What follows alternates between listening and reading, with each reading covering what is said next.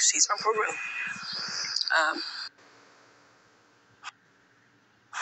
So I got word that, Jelani's phone, they found his phone.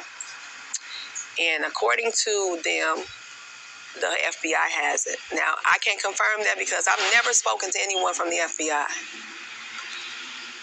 They keep saying the FBI is involved. Nobody from the FBI has ever contacted me except, and I need to correct that, the only people that I've been in contact from the FBI was somebody from the victims unit, and all they wanted to do was to give me a paper about counseling and any kind of financial assistance that I needed. Other than that, they couldn't tell me anything. So that's the involvement that the FBI has had with me. They have Jelani's phone. They said that there's a software that they have that couldn't unlock the iPhone 12s. Well, I just got wind yesterday. There's this program called Gray Key that the FBI and the police departments use has been updated, that it now has the information that can unlock the iPhone 12. I haven't heard from the Jelani Day Task Force since June, and they only make contact with me if I make contact with them. I called her on today because I wanted to know about the Gray Key upgrade, and she told me that she was going to contact her contact with the FBI. When she phoned me back, she told me that they're not aware that an upgrade has happened. And if they find out that one has, she'll let me know.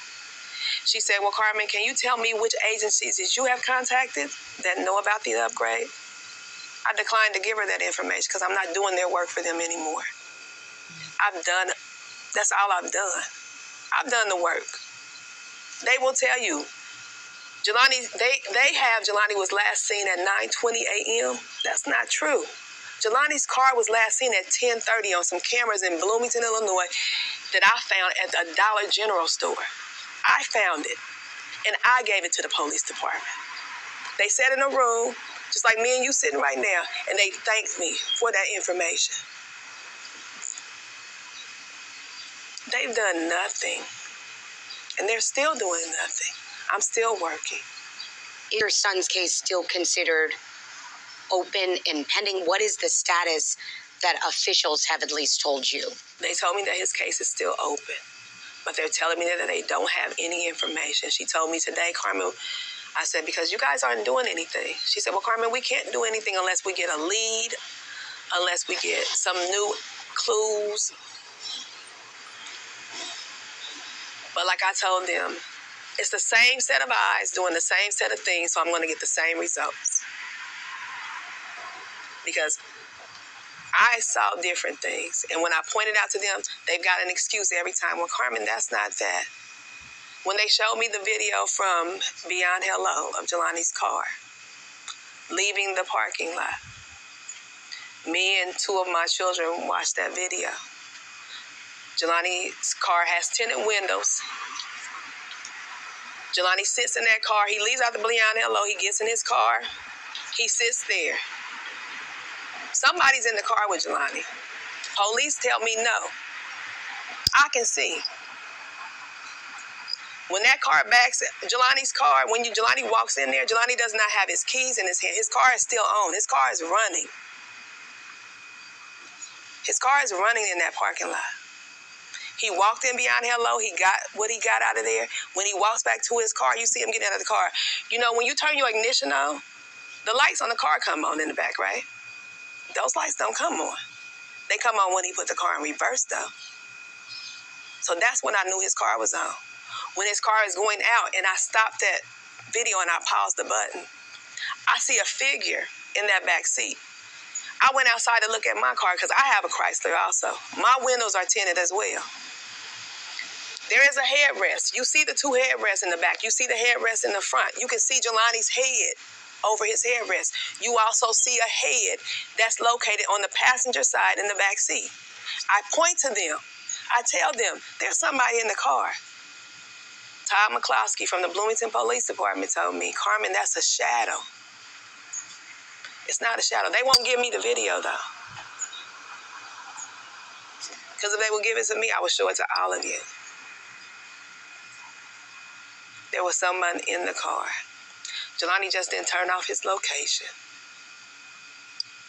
Jelani didn't just turn off his iMessages. He just didn't do any of that by himself. Whoever was in there with Jelani, Jelani knew them. He felt comfortable with them. I don't know what happened. I just want to know what happened to my child. I do know that eventually it is going to come out. I'm going to find out. I'm not going to stop. When I sat there, when we were looking for Jelani, and I came in the living room and I saw Gabby Petito everywhere. She was on the TV. When I got on my phone, she was all on social media. And I'm like, I get little blurbs of my son on the local news, and like he wasn't even important. And it was only like 2 news stations that was talking about him, because I'm steady trying. I'm putting out public service announcements because my friend works for the public broadcasting system at the U of I, and she was helping me make videos. That's the only way that I was going to be able to get stuff out. Can we talk about that? That was going to be one of my next questions. In terms of those same timelines, Gabby Petito and Jelani's cases were really within weeks of one another. And to see her case take off relatively quickly in the national spotlight with what appeared, some would say, with a lot of ease. Did you feel there was unequal treatment between Jelani's and Gabby Petito? Absolutely. Absolutely. And it angered me, because here I was, I can't even get a search party from the police departments that were working on this case. I couldn't get them to do anything. But here she was, and when I was talking to one of the news people, she told me, well, maybe it's because Jelani doesn't have an active social media account and Gabby was a blogger. I said, so you think that makes a difference as to why nobody's paying attention? That's why you didn't pay attention to my child? Because you couldn't find him on social media? That just really bothered me. That angered me, because not only I'm watching the disparity, and it was blatant for somebody from the media to stand in my face and tell me as to why he's not receiving coverage. So I have a young black male who's going to school, who's doing something for himself, who's being productive. He's not out in the streets. He's just doing, Jelani was just the average 25-year-old. He loved to party. He loved to have fun, but he knew he had to take care of business because he wanted something better in life. Because my son he thought social media was stupid, was his words. I can't get you to talk about him, to cover him, and you tell me the reason as to why is because of his activity that he did not have on social media. I was offended, number one. And then I'm watching everything unfold with Gabby Petito. Like, they got, FBI is everywhere looking for her. You know what I'm saying?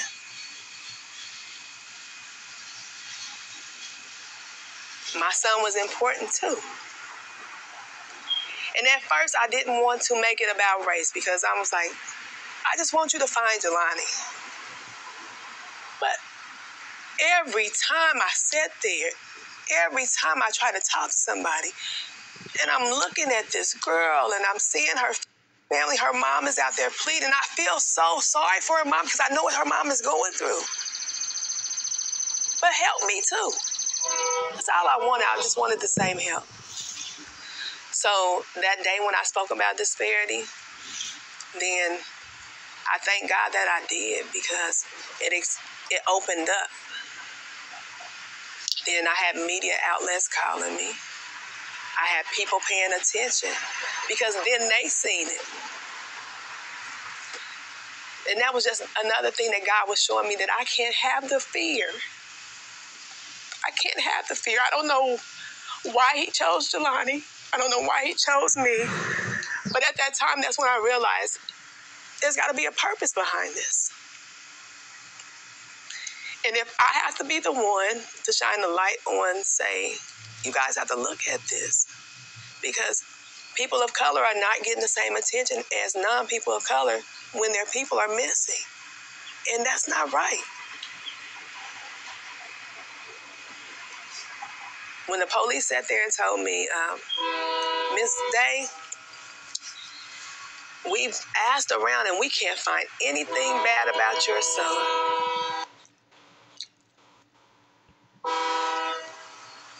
Why are you even looking for? Are you not looking for something bad, or you not looking for him?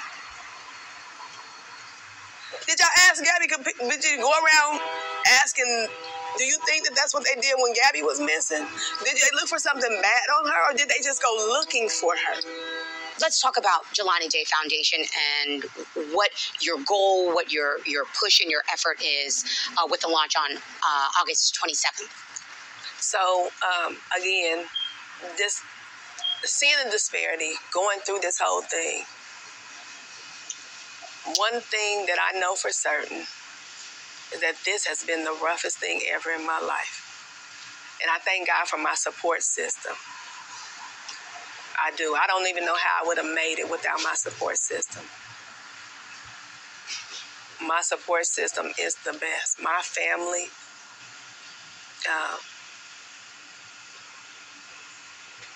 they have been the best.